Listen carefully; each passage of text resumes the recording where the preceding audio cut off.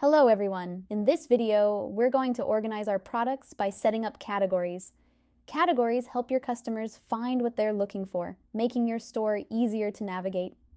Let's start by setting up the categories. Head to the top right corner of your dashboard and click on Settings. From there, select E-commerce Settings. This is where you can manage all the specifics of your online store. Now, look for the section labeled Store Categories. Click on Add New Category. We're going to create a category for each type of product we sell. Print and printable wall art. Make sure to save each category after you create it to ensure everything is updated properly. We'll also add a special category, Limited Edition. We also delete the previously existing category. Now that our categories are set up, let's assign them to a product. Click on Edit Product and then select Change Content. Go to Product Settings and choose General Settings. Click on the Categories field and select the appropriate categories for your product.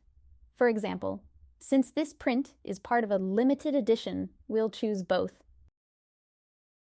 We'll now guide you through the process of making these categories easily accessible on your store page.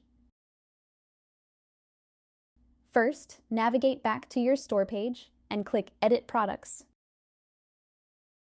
Then select Change Content. Under Filter, you'll find two options available. First, you can add a search bar that includes drop-down menus for category and sort.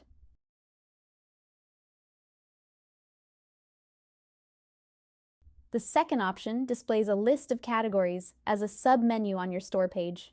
This visual layout lets customers see all categories at a glance. And that's it.